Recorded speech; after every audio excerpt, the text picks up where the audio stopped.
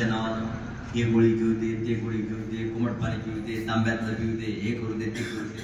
आणि इकडे खाल्लेले आहे सगळं तळलेलं, आंबट, तिखट, तुरट वगैरे हे सगळं म्हणून आहारही नियंत्रण आणि त्यातल्या त्यात संतुलित, आणि तोही शाकाहार, जास्त तळलेलं तुटलेलं नाही.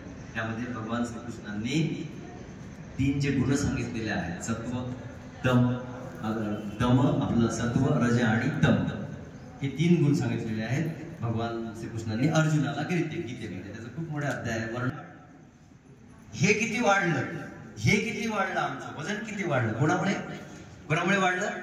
हिच्यामुळे, जिभेमुळे. कशामुळे? जिभेचे चोचले पुरवल्या, त्याच्यामुळे बदललं. म्हणून हिला सांभाळायचं.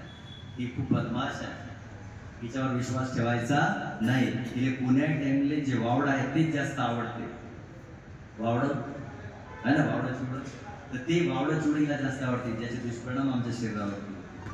म्हणून हिला आवरा. हिला जर आवरलं की आपोआप बाकीची इंद्रिय आपोआप आवरल्या जातात, बरोबर ना? म्हणून हिला आवरण्याचा प्रयत्न करा. आता चहाबद्दल बोलाच लागेल. आहाराचं चालू आहे नाही, सुरुवातच चहा नव्हती दिवसाची. माग बसलेल्या बाईच्या अंगावर स्कूटी घातली, मारली एक बाई. योगा करायला बसली बिचारी, रस्त्यानं गेली, ते अंगावर घातली. कोणा तुमच्या शिलू बाजारूनच गेले होते ते पोरं, घातली तिच्या अंगावर, मेली ती जागेवर. उदाहरणार्थ आमचे उमेश पाटील नेहमी सांगत असतात की रस्त्यानं मुकाट फिरू नका. की रात्रीवाले, ट्रकवाले रात्रभर जागरण करतात आणि झोपा लागतात त्याले, ते केव्हा तुमच्या अंगावर घालते. असे किती अपघात झाले ना.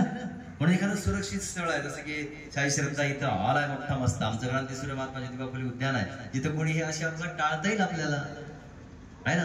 असे अपघात आपल्याला टाळता येईल. या ठिकाणी येऊन योग साधना करा, त्या ठिकाणी येऊन त्या ठिकाणी एकत्रित या, योग साधना करा.